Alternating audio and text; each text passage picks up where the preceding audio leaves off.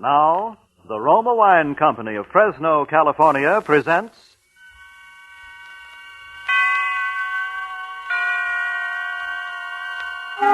Suspense.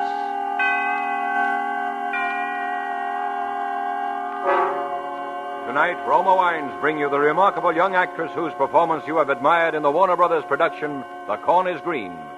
Miss Joan Loring as star of A Man in the House, a suspense play produced, edited, and directed for Roma Wines by William Spear. Suspense, radio's outstanding theater of thrills, is presented for your enjoyment by Roma Wines. That's R-O-M-A. Roma Wines, those excellent California wines that can add so much pleasantness to the way you live, to your happiness in entertaining guests, to your enjoyment of everyday meals. Yes, right now a glassful would be very pleasant. As Roma Wines bring you Joan Loring in a remarkable tale of suspense.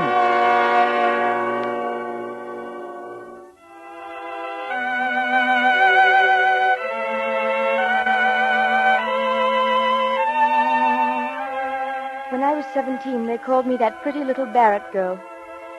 I never imagined then that 5 years later I'd be working in the public library day after day and 2 evenings a week. One of the mousy, tight-mouthed librarians who frown and rap a pencil when the adolescent scuffling and giggling becomes a little too unruly. I never dreamed that pretty little Barrett girl would become prim Miss Barrett, nor that my mother would... Well, one evening my father came home from the office looking a little more tired than usual. He barely touched his dinner and said he thought he'd lie down on the sofa for a nap. 3 hours later, he was dead.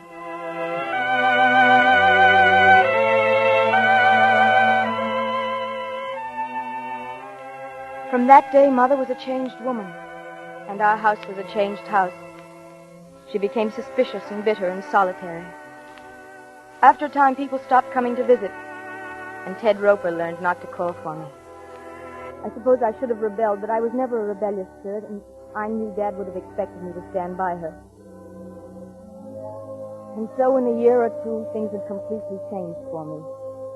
I was working at the library, stamping cards and checking books, and rapping on the desk when the giggling became too loud in the corner. Ted Roper went away to school, studying to be a doctor, and by the time he came home to set up his own practice, he was called up for the medical corps. I'd get postcards from him from time to time, and meanwhile I worked at the library and came home and cared for Mother, because her health had grown progressively worse. Now she was in a wheelchair and always in pain, although she'd never consent to see a doctor.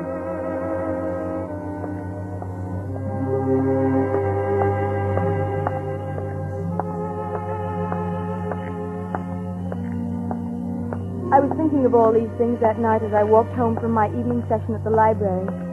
Maybe it was because Ted was back in town. He had his medical discharge and he'd set practice up again. He'd come to the house once, and I knew he wouldn't want to come back again. And so I walked home alone in the dark, thinking how once they had said... There goes that pretty little Barrett girl. But now they said... What Emily Barrett and her mother need is a man in the house. I looked up at our house. It was shabby and run down. And the vacant lots on either side of it and across the street were wild with unkempt weeds and grass.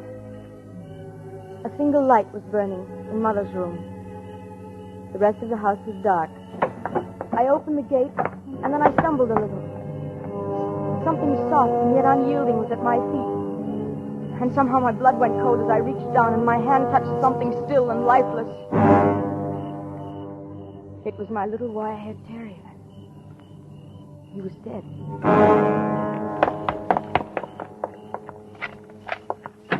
Mother, poor Rover, he's...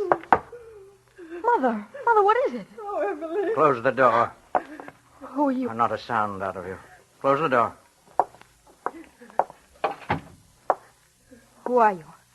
What are you doing Don't here? turn on the light. Just stay where you are.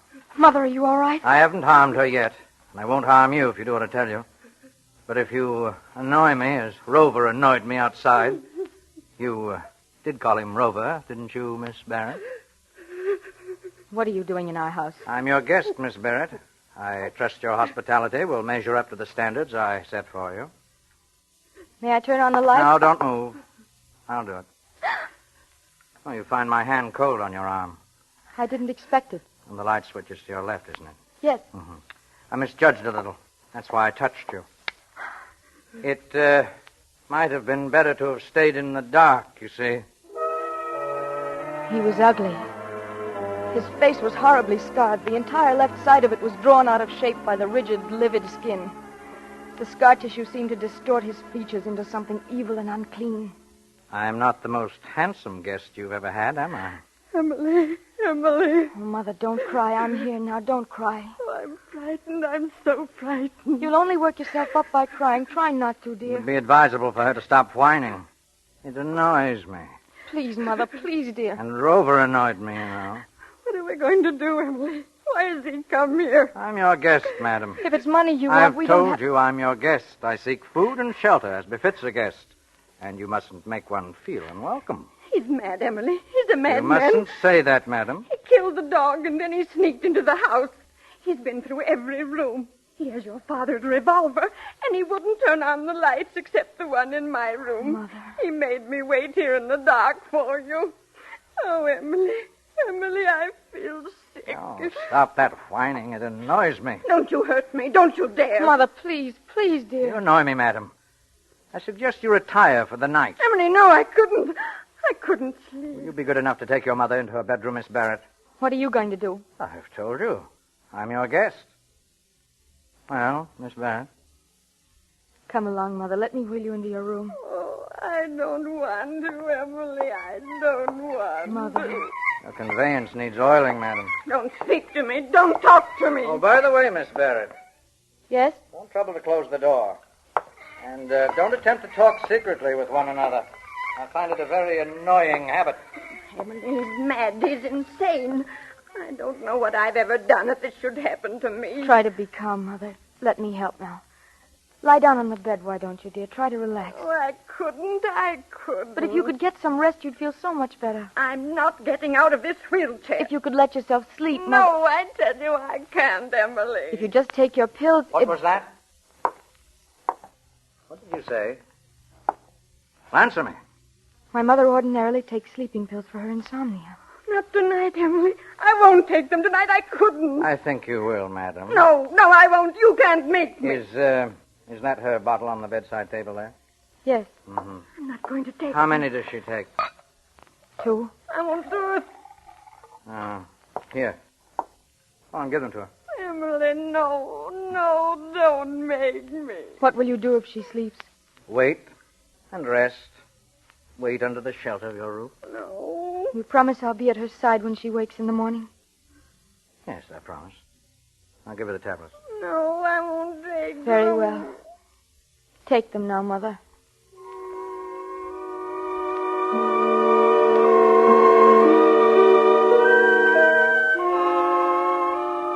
Mother swallowed the sleeping tablets with difficulty, her eyes wide with fear, unable to look away from that scarred, awful face. Then he walked away into the living room while I stood by her wheelchair holding her hand. After eternities, her eyelids drooped and closed over the frightened eyes. Her face relaxed. She was asleep. I made her as comfortable as possible in the wheelchair, put a blanket over her. Turn off the light and come out here. Did you hear me? Yes. Oh. Sit down. Yes, that chair there. How do you spend your evenings, Miss Barrett? You read? No, not often. I get enough of books at work. Why did you break really? into our... What do you do for a livelihood? I'm a librarian. Why did you choose don't our... usually stay up late, do you? No, I don't. In that case, then, we'll turn off the light. You're rather isolated at this end of the street, but someone might wonder why lights are burning in the Barrett house at this hour.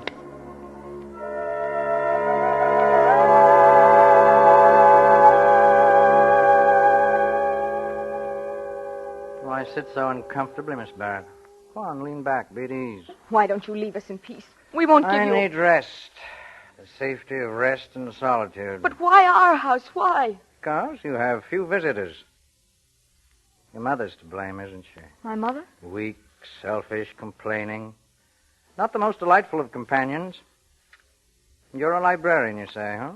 How long do you intend to stay here? Your curiosity annoys me. Shall stay here as long as I please, for a very long time if need be. You can't. You'll be found out. Oh, I doubt that very much. But if I fail to report for work... Oh, you won't. I don't understand. You will go to work at the library as usual. And leave my mother here with you? Yes. As a hostage, shall we say. Hostage? She'll be my guarantee you won't betray me. You will not go to the police, Miss Barrett. You will not make any indiscreet disclosures to anyone. You'll work at your job all day and then come back here. And if I don't? Need you ask that question? Is it really necessary to ask me that? No. No.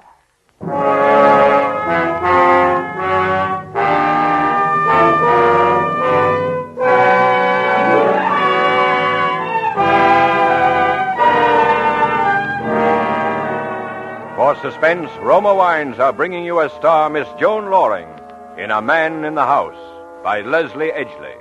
Roma Wines' presentation tonight in radio's outstanding theater of thrills, Suspense.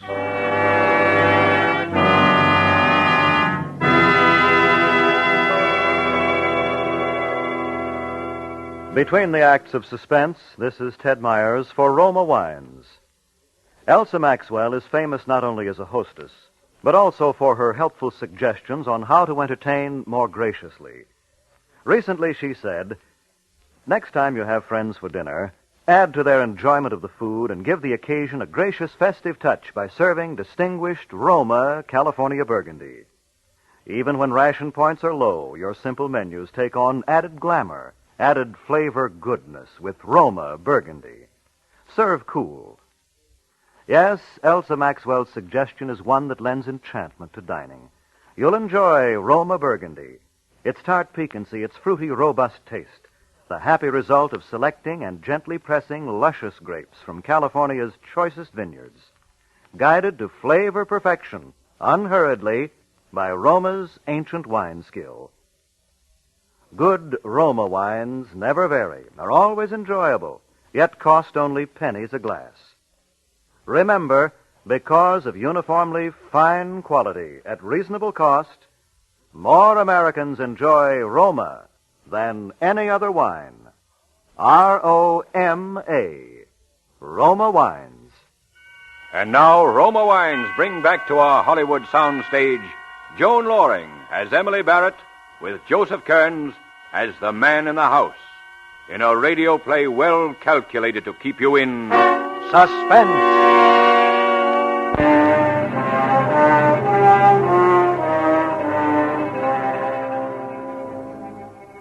The rest of the night passed in silence. He didn't speak to me again, and yet I knew he was staring at me from his chair, staring at me in the dark.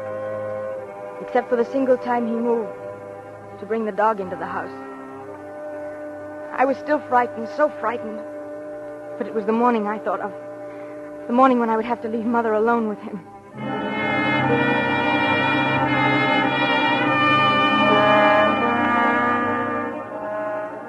We ate breakfast together, the three of us silent at the table. His face was uglier than ever in the morning light. He had watched me prepare breakfast with wary eyes. Now he wolfed his food down as though he hadn't eaten in some time.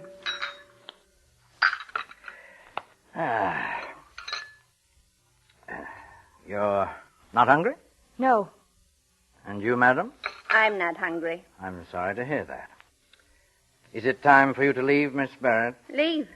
Emily, what does he mean? Your daughter has a job, Mrs. Barrett. You wouldn't want her to leave it, would you? Emily, no, you can't leave me here. You can't. You'll be all right, Mother. Really, you will. It's the only thing I can do. Emily, no. You'd please. better go, Miss Barrett. And remember your responsibility. Yes. Yes, I'll remember. My day was a nightmare. I performed my duties automatically. And all the time my mind raced with speculation. What was he doing? Was Mother all right? How could I possibly get him out of the house? Reverend Amber, please.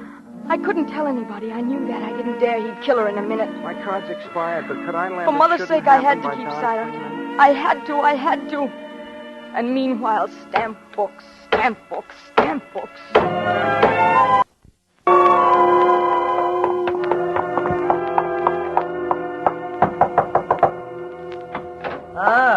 good evening. Where's Miss my Barrett. mother? Your mother? In her room. Lock the door. Mother? Mother, are you all right? She's all right. Lock the door. All right, now give me the key. Mother! I'm here, Emily. Told you she was all right. Give me the key. That evening, I didn't have to go back to the library. Again, he watched me prepare our meal, and again, he wolfed his food down, while Mother and I left our plates untouched. I washed and dried the dishes after dinner, and then all three of us sat in the living room. This is an ugly house. A barren house. There's no laughter in it. I'm not interested in what you think of our house. Well, you should be. You're still young. Your life is being ruined by this selfish woman. How dare you? I'm sick. I'm not well. It's wicked of you to come into my house this way and say such things. He's evil, Emily. He burned the dog in the furnace. And you're evil, too, madam. You're a selfish parasite. The world would be better rid of you. Now go into your room. No, I don't care what you do to me. We have no money. We haven't anything you could want. Get out of my room! Take her into her room, Miss Barrett, please. Come along, Mother. Please don't excite yourself. You won't make things any easier this way. It's time she slept, Miss Barrett. I don't want to. I don't want to sleep. I'm so afraid. You're stubborn and weak and useless. You're a blood-sucking parasite. Give her her pills, Miss Barrett. It's time she slept.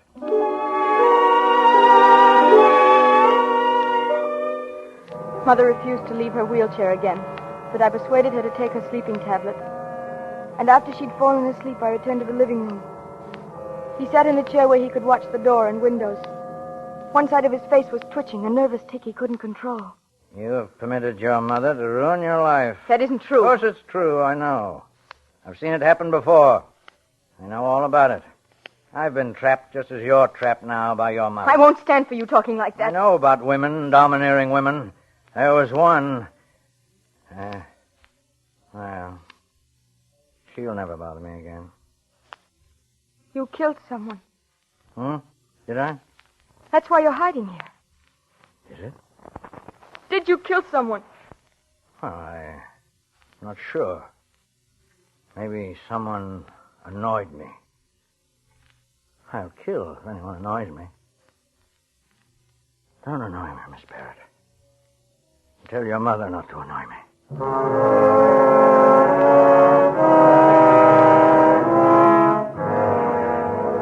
That night went by, crawled by as the first night had done. At 10:30, he switched off the light, and then we were sitting in the dark again in silence, hour after hour.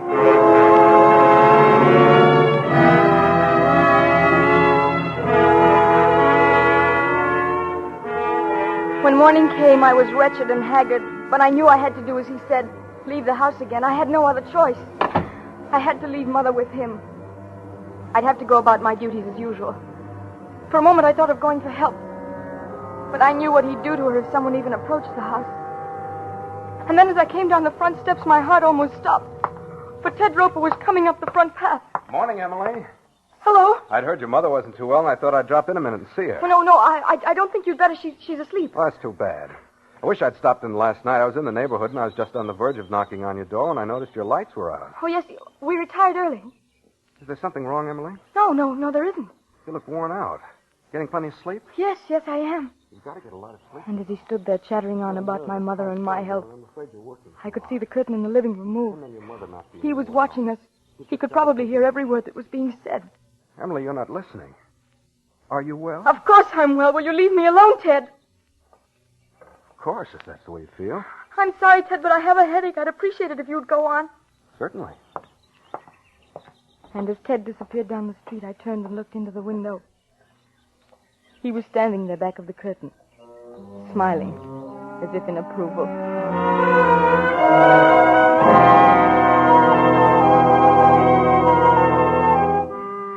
I don't know how I managed to get through that afternoon, but I did. And then I went home again, and they were there. When I'd seen that Mother was all right, I cooked dinner, and he tried to keep up a conversation. We, had visitors today, didn't we, Mrs. Barrett? Milkman, mailman. No letters, however, just a magazine. And we had an interesting talk, didn't we, Mrs. Barrett? About mothers and daughters, you know. I looked at Mother across the table. The panic in her eyes had given way to another emotion. One hard to name at first, And then I realized it was resignation. As though she were resigned to her fear. Her face was peaceful, strangely serene, and she looked more beautiful than I'd ever remembered seeing her.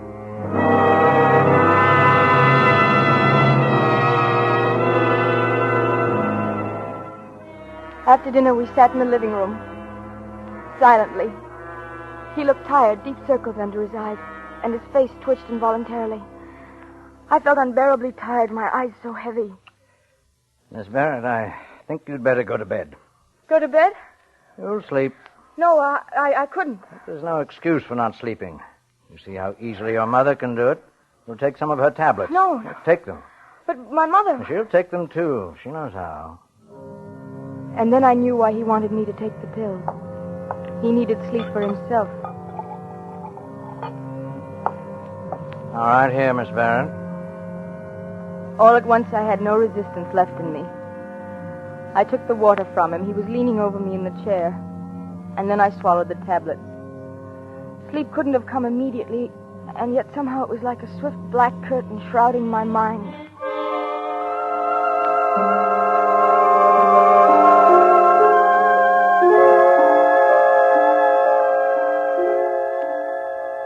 When I awoke, he was still asleep in the chair facing the door and the windows. But the moment I moved... Good morning. Where's my mother? In her room, of course. Mother was still sleeping in her wheelchair. But something was wrong. She looked so strange. Something was radically wrong. She was ill. My first impulse was to cry out, to run to him and plead with him to help me. But I knew that was useless. I turned around, knowing that I shouldn't leave her, and yet I was powerless to help her. It's late. I won't have time to make breakfast this morning. Yes, we seem to have overslept, didn't we? I'll have to go now. The key, please unlock the door. Mother's still sleeping. Please don't disturb her. That still depends on you, Miss Barrett. Have you forgotten?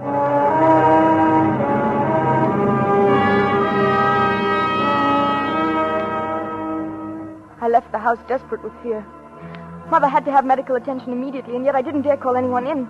I didn't dare do anything that would endanger her life. I didn't know what to do. I walked blindly and rapidly along the sidewalk, almost running, not knowing where I was going. And then I saw Ted. Hello, Emily. Headache better? Oh, Ted. What's wrong? What is it, Emily? Ted, you've got to help me. You've got to. Oh, Ted. Here's my car, Emily. Sit down now. Tell me what's wrong. And then I told him the whole story. And when I'd finished, he said... I'd better go to your house at once. But you can't, Ted. I can't let you in the house. You won't have to. I'm not letting you go back there. But I must. I can't leave Mother with him. All right, then. Go back to the house. Tell him you went for a doctor. Oh, I couldn't. Tell him that, Emily. Tell him you saw your mother was ill when you woke up.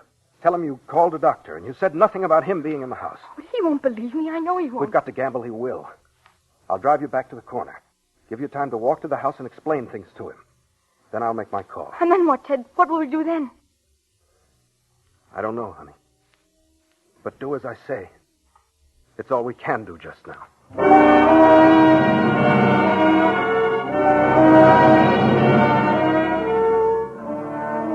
When I faced him again in the house, I knew I'd blundered.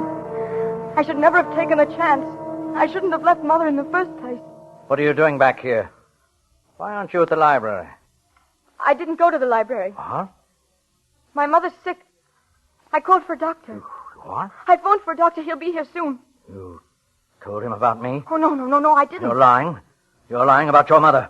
You tricked me. My mother's ill, I tell you. She was sick when I looked at her this morning. You must believe that. We'll find out. Come on, in the bedroom. Oh, wait, the doctor's here. Huh? You see, he's coming up the walk. Don't let him in.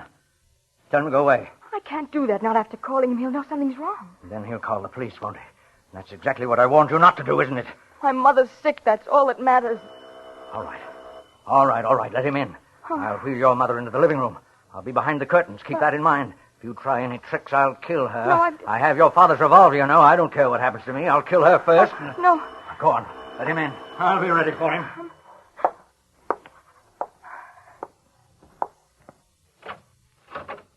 Hello, Emily. Hello, Doctor. I'm so glad you've come. Where's our patient? In the living room. Well, let's look at her, shall we? Here she is, Doctor. She isn't breathing loudly now, but she was breathing so harshly when I left her. Well, let's just see.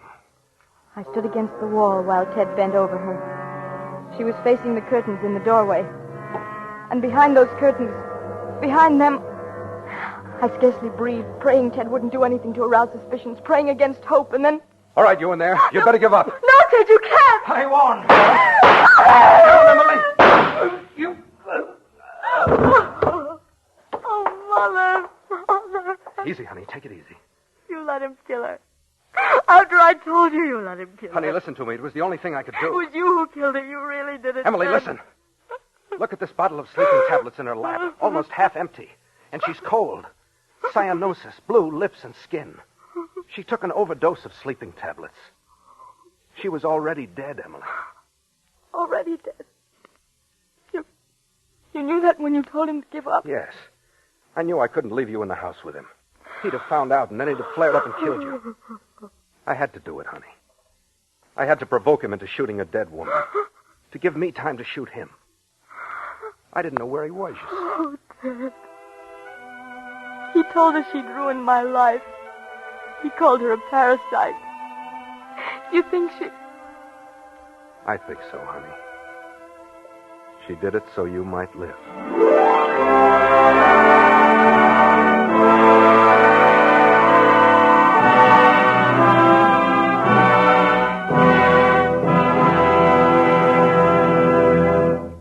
Roma Wines have brought you A Man in the House, starring Joan Loring as Emily and Joseph Kearns as the man, in tonight's study in Suspense. Before Miss Loring returns to the microphone, Ted Myers with a word for Roma Wines, the sponsor of Suspense. Warm weather and iced drinks just naturally go together. And as famed hostess Elsa Maxwell recently remarked, for a gay and colorful warm weather drink, I recommend Roma Wine and Soda, a delightful, frosty, cold thirst quencher that's as delicious as it is refreshing. Yes, and Roma Wine and Soda, made with distinguished Roma California Burgundy or Sauterne, is quick and easy to make. Half fill the tall glasses with good Roma Burgundy or Sauterne. Add ice cubes, sparkling water, and a bit of sugar. And for a decorative touch, garnish with cherries or fruit. And for a delightful aperitif, sip delicious Roma sweet vermouth, well chilled. Zestful, full-flavored Roma vermouth is blended and developed with all the traditional winemaking skill of Roma wineries. Is made and bottled in the heart of California's famous vineyards, yet surprisingly low-priced. Try Roma vermouth soon, won't you? This is Joan Loring with a message from our government. America's war production program calls for the retention of millions of war workers in their jobs until the Pacific War is won. Stay on the war job until released. Keep buying more and more war bonds and hold on to them. And keep supporting all home front activities and observing all wartime regulations. Price controls, rationing, volunteer service, and salvage drives. Thank you. Next Thursday, you will hear Lloyd Nolan as star of Suspense. radio's outstanding theater of thrills. Presented by Roma Wines, R-O-M-A, made in California for enjoyment throughout the world.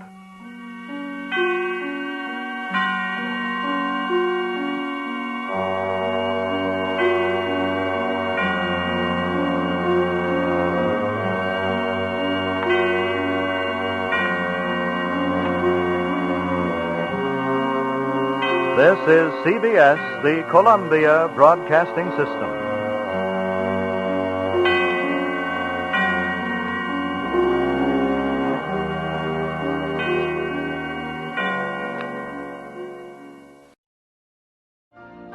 You've been listening to the OTR Gold Network. Find more classic radio at otrgold.com.